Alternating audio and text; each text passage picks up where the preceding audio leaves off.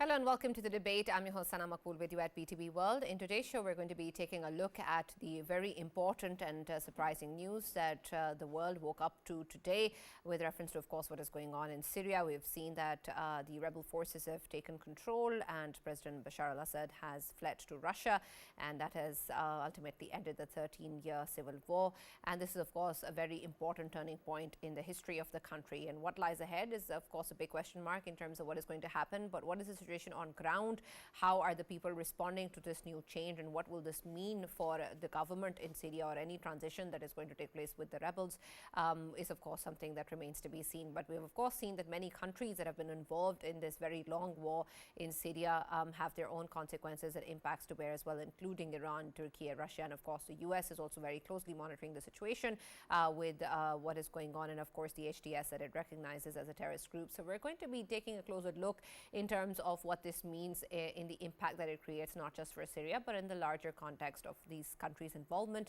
and the international community and how they view the evolving situation, and what that means then eventually for any change of government or any transition that has been announced is something that is going to be worked towards, and how will that be in terms of the future and for the people of Russia. And of course, with reference to many other conflict zones in the country, the kind of history and the kind of consequences we've seen with different countries around the world, will that be the future fate of Syria as well? So that is going to be our focus in the show today. For this and more, as always, in the studios, I've been joined by senior analyst Farrukh Pitafi and Raja Faisal. And we've also been joined online by Dr. JAMIL Khan, who's a former ambassador, and ABDURRAHMAN HARKOUSH, who's a Syrian activist. Thank you very much, gentlemen, for joining us and being a part of the show today. And ABDURRAHMAN, I'm going to start with you because we would like some insight in terms of what is happening on ground and what is the feel and the atmosphere like in Syria, and what is your opinion in terms of what has happened with reference to the way that it is being perceived and absorbed by the people of Syria?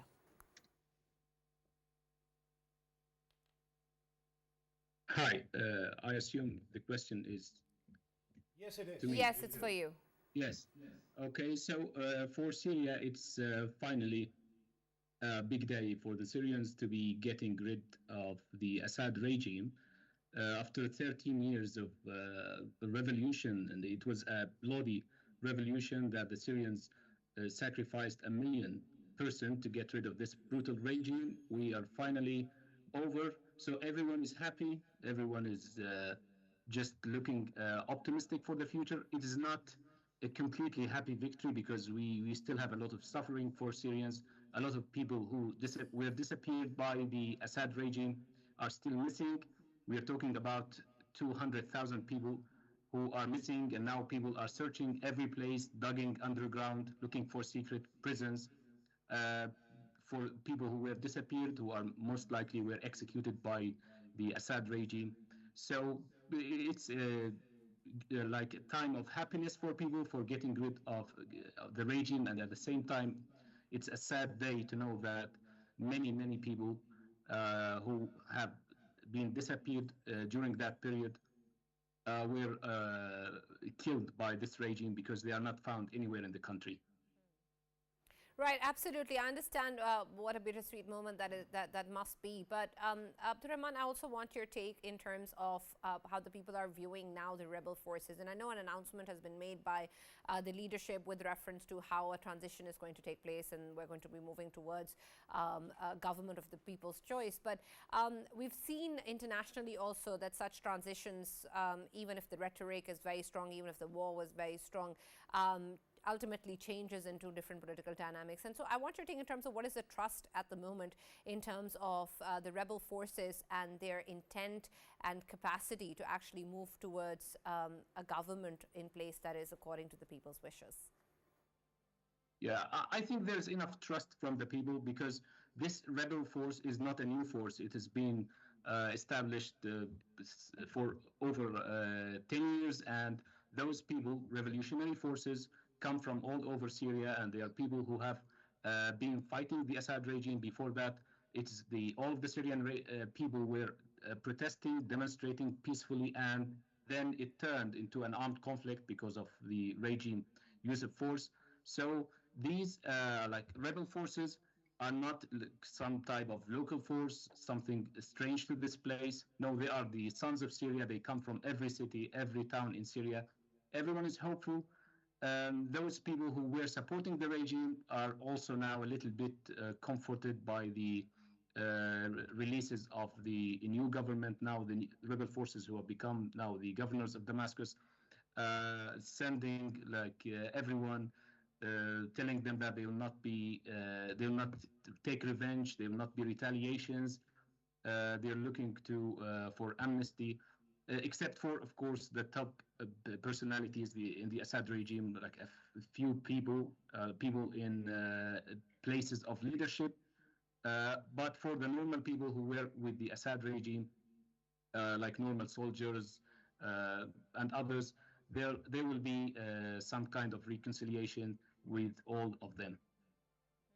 Ambassador Jamil, I want your perspective of the situation as well. And while, of course, there is much cause for celebration within the people of Russia, with the Syria, in terms of what has happened, I want your take also in terms of the way that this influences the dynamic of the entire region as well. So first, of course, in terms of the immediate impact on Syria in itself, in terms of the end of a 13-year war with reference to, of course, Bashar al-Assad's regime. And then, of course, now the fact that we have these rebel forces in place, and whatever happens next remains to be seen. But at the moment, do you think that this is something good that has happened for the people of Syria? Well, the jubilance and the joy which people are having now in Syria, that's the testimony, that's a demonstration that people wanted, that they should be having some kind of a liberty, because the kind of oppression, the kind of persecution which was taking place, about 500,000 people, they lost their life, in Assad regime of 25 years, and particularly last 13 years. And half of the population in Syria, they had to really leave their houses. They became the IDP, or they went to neighboring countries. So yes, it was a regime of atrocity, that's true.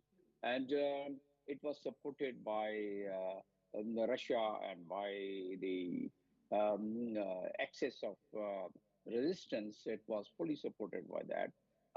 But then we have to see it in the larger context. First of all, to what extent it would be sustainable, the kind of revolution which has taken place, unimaginable. 27th November, although it's 13 years struggle which people have made. And this struggle could not have been possible without the support, visible and invisible. There are certain leaked documents, and that is Jack Sullivan's email of the 12th February 2012. And it says that AQ was supported by US in Syria, and also there were certain entities, they were supported by CIA. There are entities, they're supported by the neighboring countries. And then once they were supported by these entities and these countries, there had to be some kind of a geopolitical expected gains. Now here, after this entire, I would say, change of regime, the fall of regime of Assad, what kind of dynamics, what kind of changes in the regional geopolitical dynamics is going to take place? Yes, it is going to take place because Israel, starting from 1948, well, the history goes back to 1897, once the Zionist regime was established, first time in Switzerland, and then they decided there about the Greater Israel. I leave it there, the Greater Israel debate. But the first time the war in 1948, people lost about 25,000 people lost their life. Then 1956, it was on the Suez Canal, and likewise there were 3-4 more. More importantly, 1967, once they captured Golan Heights of Syria, and Golan Heights, the only captured land which was recognized by United States during the regime of Trump last time. So that is what Israel has been doing, capturing, killing in the surrounding areas of that. Now, who is the biggest beneficiary? Of course, the people. People, they feel that they are the biggest beneficiary because the kind of atrocities Assad regime has really inflicted on the population, they are very right in thinking about it. But what is the geopolitical dynamics? Israel is a major winner because Israel had resistance, and the resistance was the excess of resistance, and that was Hezbollah. They would come to Syria, support Assad, and fight with the rebels, what they call, and fight with these opposition forces, what we call. And also supported by the Iraqi militia. So that is what was sustaining Assad regime. And then every month there used to be more than 1,400 sorties of the Russian bombers who would support the ground forces. Now the ground forces, they started withering away. 27th November was the new impetus and new thrust came in with the intelligence, reportedly intelligence support by the neighboring country and by Israel itself. And then they started having a lot of success. The first success was Aleppo, which they captured within about 3 days' time. And by November 30th, they had a full control of Aleppo. And then by December 5, it was Homa.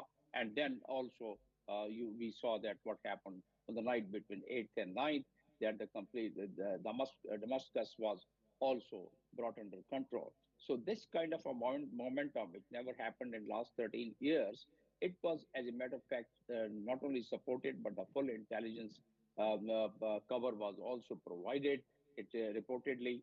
And also people, they started joining the forces, the opposition forces. Those people who had who were the old fighters who had left fighting, they were just having their own life. They started picking up the guns and they started joining the opposition forces. That's how the success had taken place. What hereafter, what is going to happen? It's the guess. It's the one can connect the that what's going to happen. Yes, the people there, at least the kind of leadership which the opposition forces has, particularly the Jolani. He himself belongs to Golan Heights, by the way, and he, like a statesperson, he asks everyone that no damage to the state property, no damage to the people. That was a really very mature thing, and that has removed the fear of the people who were either not participative in any kind of activities of politics, or the minority, which is Alawite. Of course, they are still trying to stay in their homes, do not leave their home. And it all depends, although the announcement has been made, the amnesty, that no one is going to be harmed, but people still are quite fearful. So the administration, which is now going to form, our understanding is that, yes, the Security Council resolution, which the resolution is going to be moved by tomorrow, day after tomorrow, there would be a resolution, and then the world would start helping Syria for its reconstruction and for formation of the administration in Syria. I would not be surprised if the UN election support mission is sent there for the election, but it all depends what is the planning of the leadership who have taken the control of it. But so far, it resonates the positive signals. Explore that further with you, Faisal, as well, in terms of course, these transition we've seen internationally as well, in terms of different countries and the way that a lot of these things have taken place. I understand that this may be a cause for celebration at the moment, and of course that's a lot to do with the end of Bashar al-Assad's regime, but maybe not the start of these rebel forces. What exactly is the situation at the moment in terms of the way that it can actually lead to a proper political solution for the people of Syria? Do you think that these rebel forces have it in them to be able to execute that, for Syria to be able to move towards that path of progress and prosperity where we will see an actual government in place? Because the sooner this transition happens, the better, and it seems that that's the only chance or window that you have that it happens, and eventually we've seen in other countries as well that the status quo remains. Yes, and obviously, if we look at the scenario which is going to be seen in coming future, we will be seeing that Iraq, the way Iraq plays a role for Iran, I think Syria will be playing the role for Turkey in coming days. Why I say this, even I was going through one of the news today that it was obviously put on the table by President Erdogan few days ago in front of course, Bashar al-Assad as well, that if he wants, he has the leverage to make it, turn it into a very peaceful transition of the power in the hands of course, Abu Muhammad al-Jolani, that was highlighted by Dr. Jamil. To me, I think in coming days, of course, we will be seeing Turkey to be one of the key players in Middle Eastern theater, and reason being, right now, of course, a decade ago, if we take the example of al-Jolani and his other fighters, when they tried to fight against Bashar al-Assad's regime, at that time they failed only because of one reason. Everyone knows that Wagner group from Russia, it was very active in Syria at that time. Of course, we know Prigozhin, who got assassinated last year, he was pivotal at that time, and now he's no more. And of course, if we take a look at the Putin stance this time around, it was entirely different.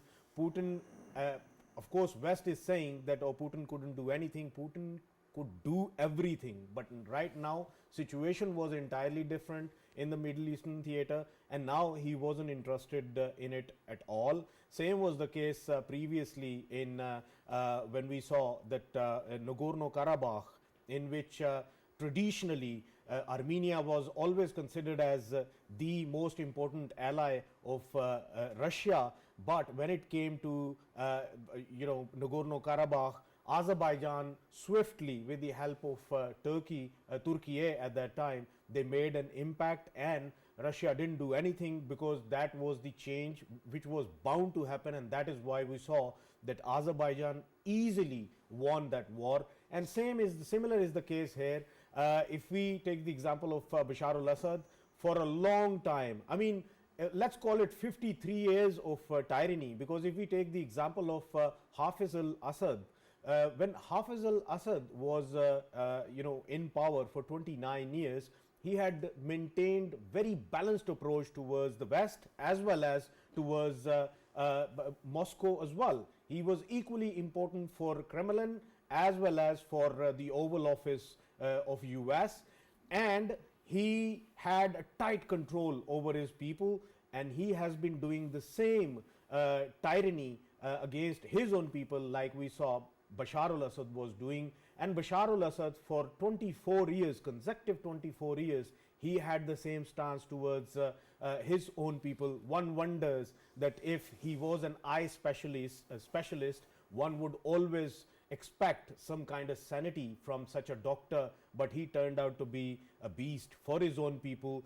Why I say this? Because now I'm going through the reports which are coming and the evidences which are being presented by people at large. People are still standing outside of the very sophisticated kind of jails and prisons, in which not only the women or the elderly, even the kids ages between 4 to 15, they are there as well, and they are being discovered that underground jails, they were being kept there, and the kind of obviously treatment they were being extended. I mean, many of them, almost every day, there were a few number of people who were getting executed and then burnt, and few of them, they were of course not even given the burial rights. So all of these tyrannies which have been seen. And don't forget, around a decade ago, there was a chemical attack was conducted by people as well, in which we saw that people were getting killed by suffocation because they couldn't breathe, and these sort of chemicals were used by Bashar al-Assad on his own people. And then one wonders that he was an eye specialist. He was someone who actually was educated from Britain, and he was a sort of a doctor. I mean, one wonders what kind of world Syria was in. And now, if we of course overall take the situation, I don't see sort of stability in Syria in coming years, but at least we can say that Bashar al-Assad is no more around. One fact which I wanted to highlight here, on Saturday night, suddenly everyone of course started talking about that as soon as the plane of Bashar al-Assad got in the air, his locationing was switched off and he went into hiding somewhere, and then he appeared from Moscow, as it is being reported now that he is in Moscow. But at the same time, which the fact which is going to be the most important, that is that the embassy of Syria, when they changed the flag from the Bashar al-Assad one to the the freedom flag they have of Syria, when they were hoisting it, nobody stopped them doing it, and Moscow, Kremlin is welcoming that fact that they have changed the flag, which means that they don't have any reservations on the new regime that has come in existence. One just a 1 minute fact about Abu Muhammad al-Jalani.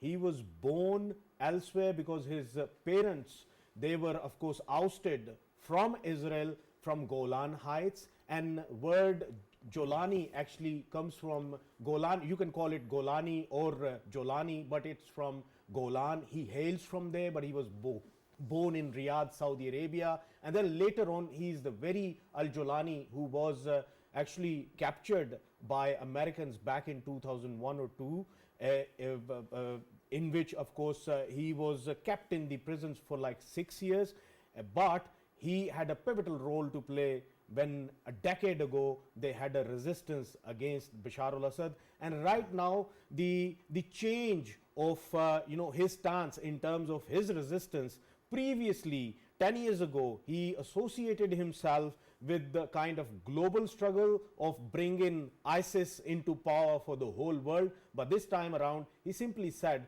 we have no concerns with the Western world, we have no concerns with the rest of the world. All we want to do is we want to bring change in Syria itself, and that change he has brought in front of everyone. Who helped him and who was against him, that would be obviously shown in the coming future, and who is going to be resisting him. I mean, I'm already hearing that PKK, that is of course a militant outfit of Kurds, they are going to of course go against him. And at the same time, across the border in Iraq, there are forces which are backed by Iran. They might be pivotal in terms of showing bit of resistance, or in future bits and bobs here and there they will be activating their activities as well of terrorism.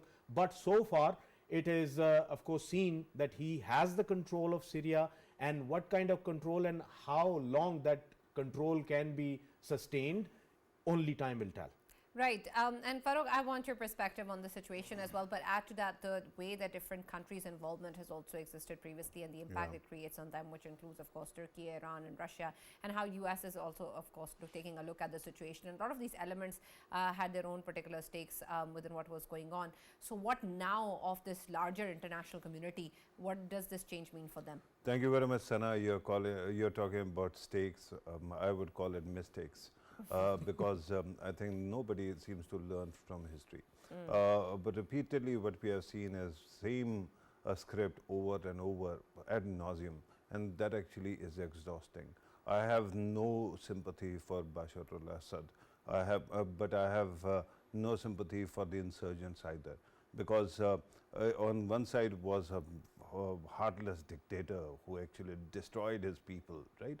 And mercilessly crushed any kind of resistance. On the other side, look at what kind of elements that we have been dealing with. It was essentially Daesh that actually came from this area, Levant, right? It was also Al-Qaeda, which got very prominent in this region just before Daesh's rise. Similarly, or Daesh, or you can call it Islamic State, also ISIL or ISIS, But repeatedly similar kind of elements have been actually joining and rejoining in trying to overthrow the system. Now, this struggle or civil war has been going on for 13 years, as was pointed out. The moment you know, a young boy, a teenager, actually chalked on the wall, you next doctor, right? After that, this insurgency actually began, and that was a seminal moment. But after that, the question is, there seemed to be a gridlock. Bashar al-Assad was very strong, and he kept on actually pushing back. What changed, Sana? And that is the biggest question. All of a sudden, yes, you yourself called it surprise victory, right? Last night, my wife, yesterday actually, my wife was quoting the State Department to me that next week it might fall. And all of a sudden I tell her that it has fallen already. So it was kind of surprising. Two wars seem to have actually changed a lot. One war in Ukraine, as was pointed out. The other one is a war in Gaza and Lebanon that is led by Israel. And repeatedly we have seen that there seems to be some kind of victory celebration in Jerusalem at this moment, because it seems that they have gotten rid of the buffer zone. They have seized buffer zone on the, you know, between Syria and Golan Heights, right?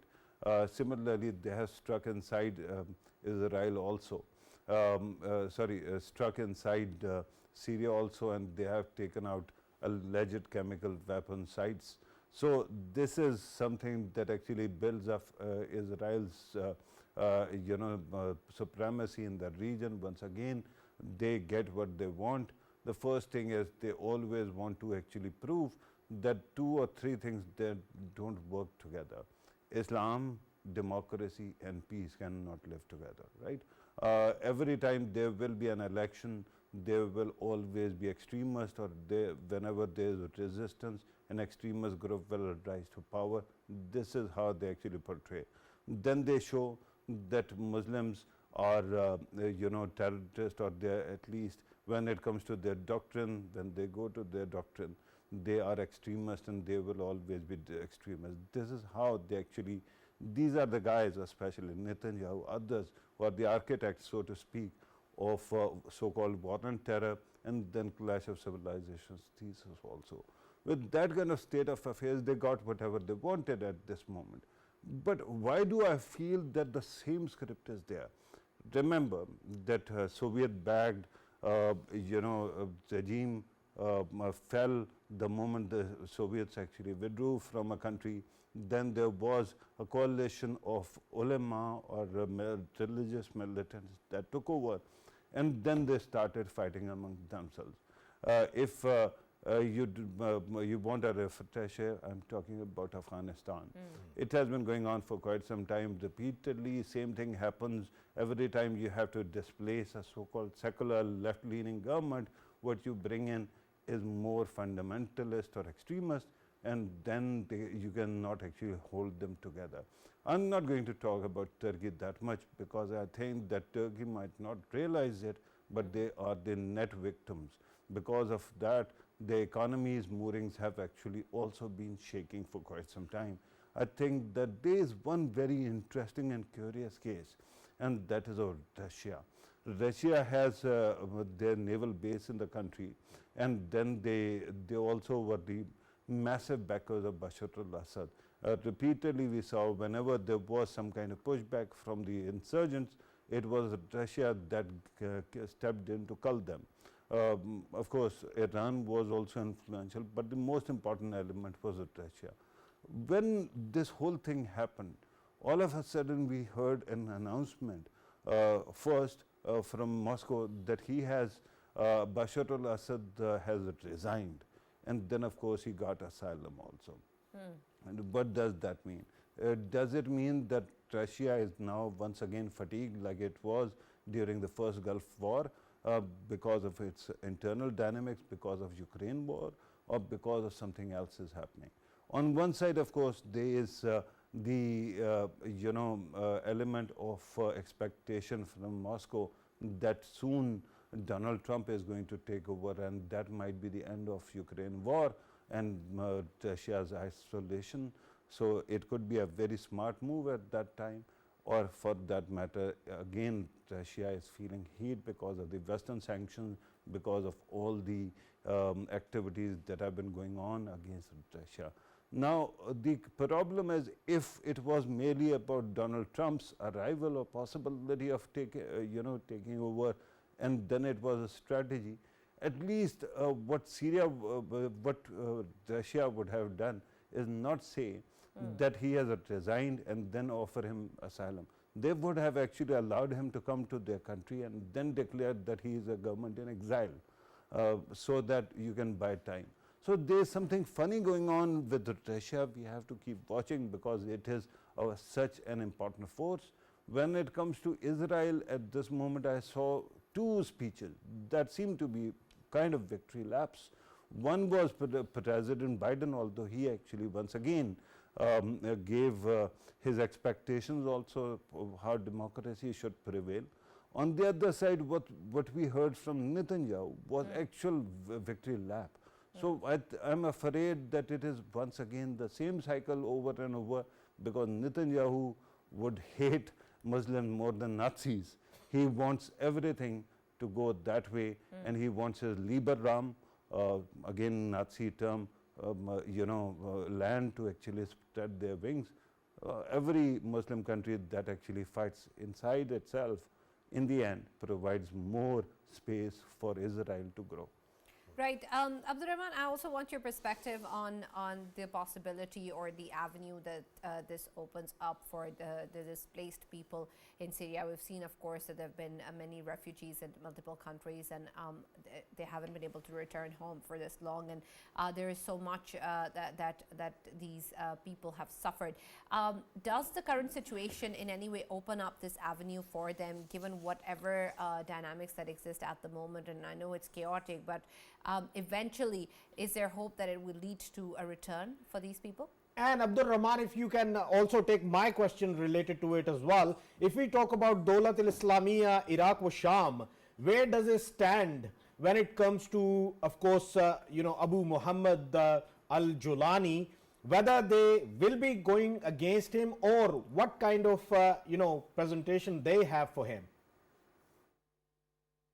Yes, for the first question about the refugees and IDPs, of course, there's an expected return from neighboring countries, and also for internally displaced people to return to their homes.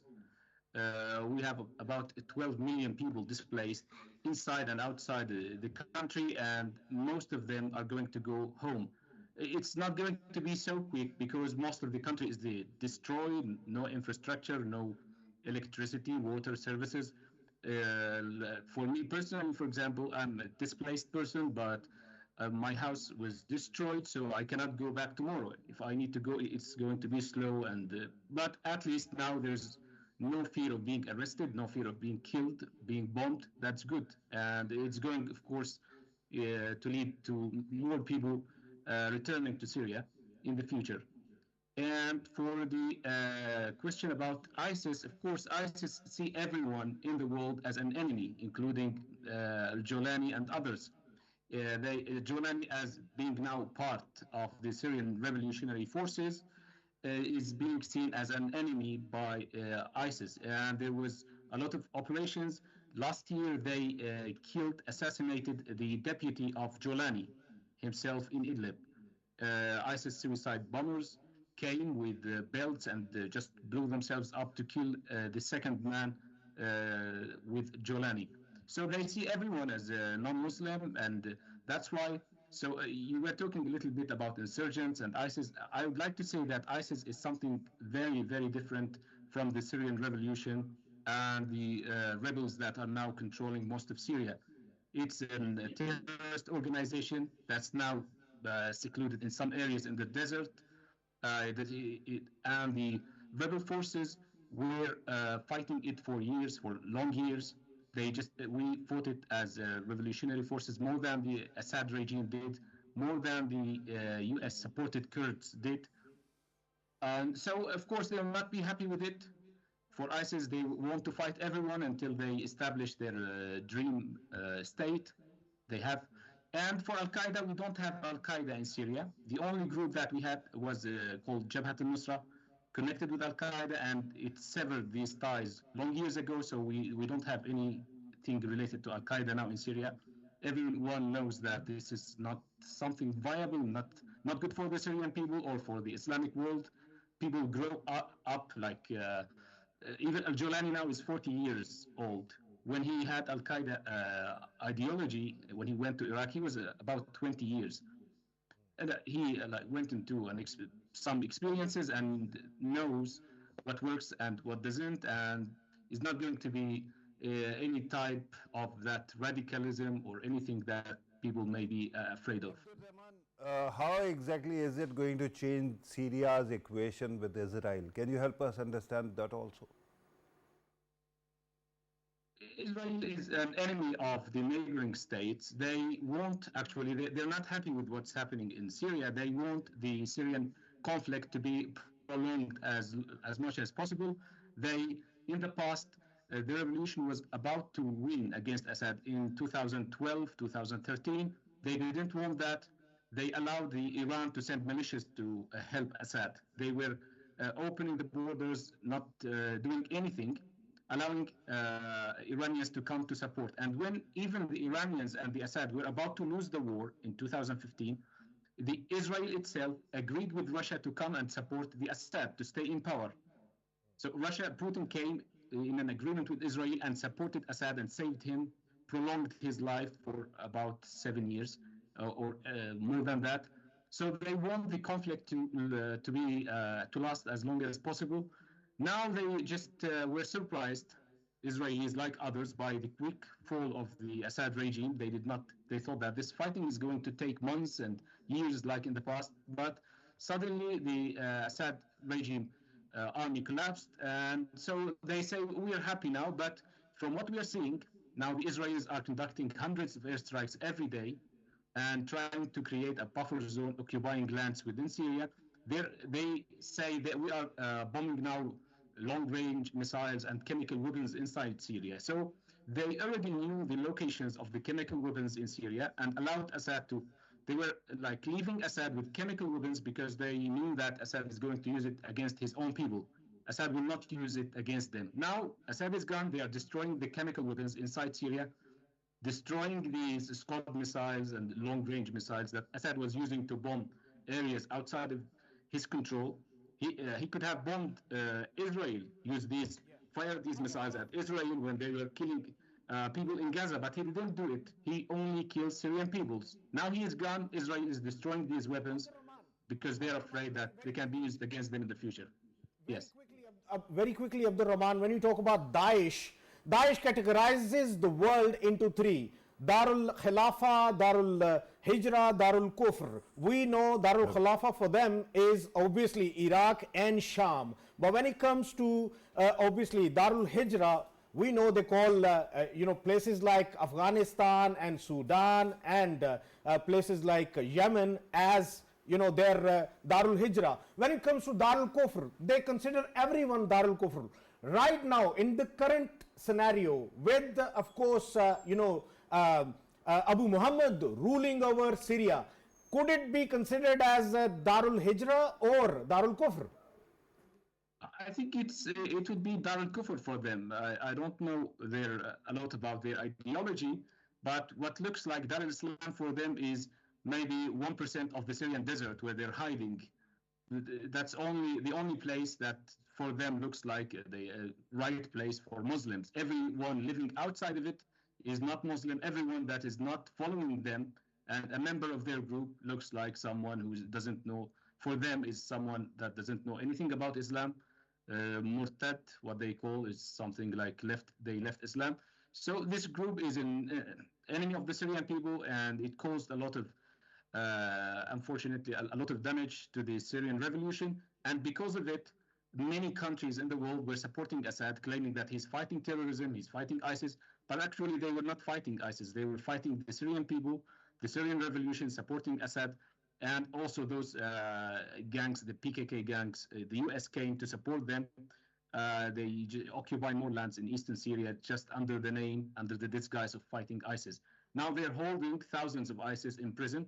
Every time they are threatened of just this group, they release a few thousands of them. So the war continues. They want to stay, the US and those PKK want to stay in Syria against the will of the Syrian people, but